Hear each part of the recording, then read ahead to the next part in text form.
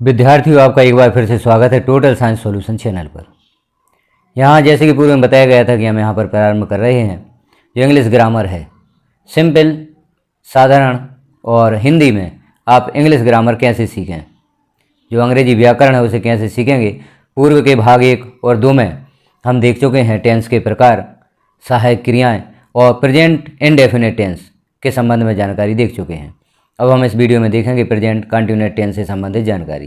Present continuous tense के वाक्य आप किस प्रकार से बनाएंगे, प्रेजेंट कंटिन्यूअस टेंस किसे कहते हैं और इसमें कौन सी सहायक क्रियाएँ होती हैं और इसके विभिन्न प्रकार, जैसे प्रेजेंट कंटिन्यूअस में नेगेटिव सेंटेंस, इंटेरोगेटिव सेंटेंस और नेगेटिव इंटेरोगेटिव सेंटेंस आप कैसे बनाएंगे। तो यह संपूर्ण जानकारी हम देखते हैं। तो पहले देख लेते हैं प्रेजेंट कंटिन्यूअस टेंस क्या होता है। प्रेजेंट कंटिन्यूअस टेंस का अर्थ होता है जब कोई कार्य प्रेजेंट या वर्तमान में लगातार चल रहा हो, या फिर आप ऐसा बोल सकते हैं जो काम हमारे बोलते समय चल रहा हो उस काम को हम प्रेजेंट कंटिन्यूअस टेंस इन हिंदी में कहते हैं। अर्थात जो काम हमारे बोलते समय, जैसे अभी इस वीडियो को बनाने का कार्य चल रहा है तो यह प्रेजेंट कंटिन्यूअस टेंस के अंतर्गत आता है। तो जो काम हमारे बोलते समय चल रहा हो उस काम को हम प्रेजेंट कंटिन्यूअस टेंस के अंतर्गत रखते हैं। इस टेंस को हम अपूर्ण वर्तमान काल के नाम से भी जानते हैं, क्योंकि अभी कार्य पूर्ण नहीं हुआ है लेकिन वर्तमान में कार्य चल रहा है, इसलिए अपूर्ण वर्तमान काल भी इसे कहा जाता है। अब प्रेजेंट कंटिन्यूअस टेंस की पहचान क्या होती है, तो यहाँ हम देखते हैं जब किसी हिंदी वाक्य के अंत में रहा है, रहे है, रही है। जब कोई आप हिंदी वाक्य देखते हैं और उस वाक्य के अंत में, जैसे नीचे आप देख रहे हैं वह जा रहा है, हम खेल रहे हैं, वो देख रहा है, वो देख रहे हैं, चिंटू पढ़ रहा है, या पापा जा रहे हैं। तो वाक्य के अंत में रहा है, रहे हैं, रही है आता है, तो उससे हम जान सकते हैं कि ये प्रेजेंट कंटिन्यूअस टेंस का वाक्य है। तो प्रेजेंट कंटिन्यूअस टेंस की पहचान यही होती है, वाक्य के अंत में रहा है, रहे हैं, रही है आता है। तो आप हिंदी वाक्य देखते हैं, वाक्य के अंत में यह जो शब्द हैं वह आ रहे हैं, तो आप प्रेजेंट कंटिन्यूअस टेंस का जो स्ट्रक्चर है उसके अनुसार आप इसका इंग्लिश ट्रांसलेशन करेंगे। प्रेजेंट कंटिन्यूअस टेंस का प्रयोग कहाँ करें, तो हमारे बोलते या देखते समय काम चल रहा होना चाहिए, जानकारी लेने देने की वह परिस्थिति बताने में, निकट भविष्य की योजना में, पिछले लंबे समय से चल रही आदत को बताने में, कुछ हद तक जहाँ रहा है, रहे हैं वाक्य अंत में आए वहाँ भी हम प्रेजेंट कंटिन्यूअस टेंस का प्रयोग करेंगे। अब प्रेजेंट कंटिन्यूअस टेंस का स्ट्रक्चर क्या होता है, जैसे सिंपल वाक्य आप बना रहे हैं तो सबसे पहले सब्जेक्ट या कर्ता आता है। जैसे किसी का नाम हो सकता है या संबोधन हो सकता है तो वह सब्जेक्ट आएगा। इसमें जो सहायक क्रियाएँ होंगी वह इज, एम या आर आती हैं। वर्ब का फर्स्ट फॉर्म अर्थात क्रिया का जो प्रथम रूप होता है वह प्रयोग होता है और क्रिया के साथ में आईएनजी का प्रयोग करते हैं और अंत में ऑब्जेक्ट आता है।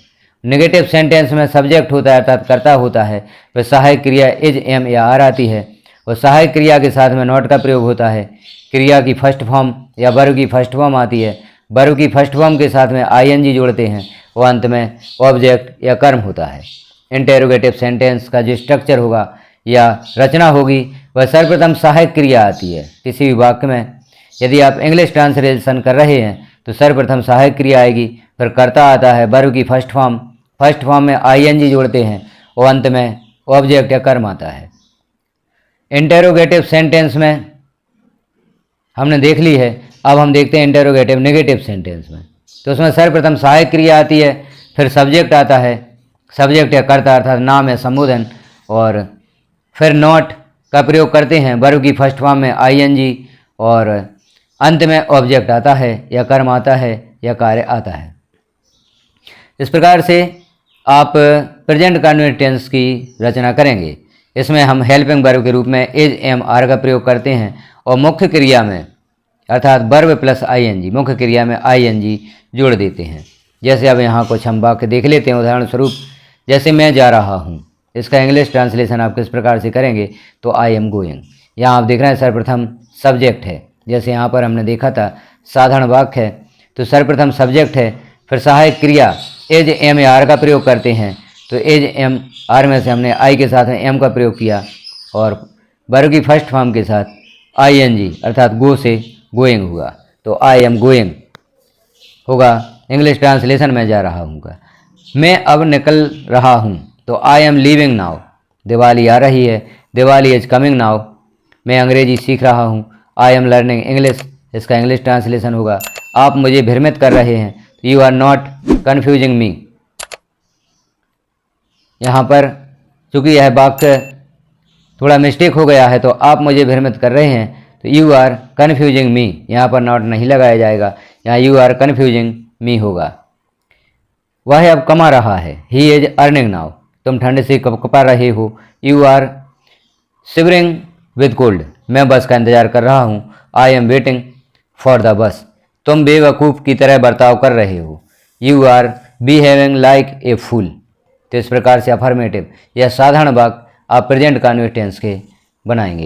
अब आगे हम देखते हैं नेगेटिव सेंटेंस।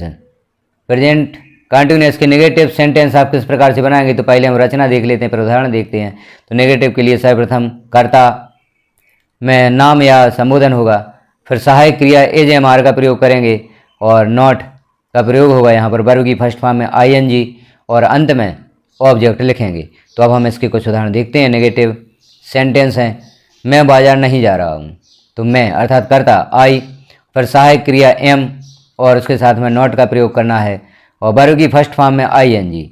जाना अर्थात गो, तो गो में हमने आईएनजी ऐड किया, टू मार्केट, यहाँ पर अंत में कर्म यूज किया। तो I am not going to market. Mohan सो नहीं रहा है, मोहन इज नॉट स्लीपिंग। हम लोग अपना काम नहीं कर रहे हैं, we are not doing our work. तुम व्यायाम नहीं कर रहे हो, you are not doing exercise. वे दूध नहीं पी रहे हैं, they are not drinking milk.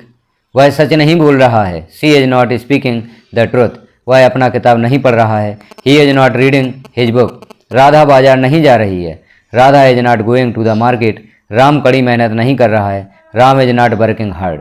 तो इस प्रकार से आप नेगेटिव सेंटेंस, जो प्रेजेंट कंटिन्यूअस टेंस के नेगेटिव सेंटेंस हैं, वह आप यहाँ पर जो रचना देखी थी रचना के अनुसार बनाएंगे।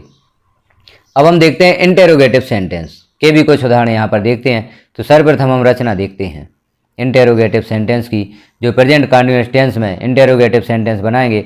तो सर्वप्रथम यहाँ पर सहायक क्रिया आती है, सहायक क्रिया के बाद सब्जेक्ट अर्थात कर्ता आता है, यहाँ पर किसी का नाम या संबोधन होगा। वर्ब की फर्स्ट फॉर्म के साथ आईएनजी ऐड करेंगे, अंत में ऑब्जेक्ट या कर्म लिखेंगे या कार्य लिखेंगे। तो हम देख लेते हैं अब इंटेरोगेटिव सेंटेंस। क्या मैं जा रहा हूँ, इसका जो इंग्लिश ट्रांसलेशन होगा, अंग्रेजी अनुवाद होगा, एम आई गोइंग। क्या मैं अब निकल रहा हूँ, एम आई लिविंग नाउ। क्या दिवाली आ रही है, इज दिवाली कमिंग नाउ। क्या मैं अंग्रेजी सीख रहा हूँ, एम आई लर्निंग इंग्लिश। क्या आप मुझे भ्रमित कर रहे हैं, यू आर कन्फ्यूजिंग मी। क्या वह अब कमा रहा है, इज ही अर्निंग नाउ। क्या तुम ठंड से कपा रहे हो, are you shivering with cold. इसी प्रकार से आप अन्य उदाहरण भी ले सकते हैं। इन वाक्यों की जगह, इन सेंटेंस की जगह अन्य सेंटेंस का प्रयोग करके आप उनका अंग्रेजी अनुवाद करके देखें, इंग्लिश ट्रांसलेशन करके देखें। अब अगला जो प्रकार है इंटेरोगेटिव नेगेटिव सेंटेंस, इसके भी कुछ एग्जाम्पल दिए गए हैं। तो सबसे पहले हमें इसकी रचना देखनी होगी।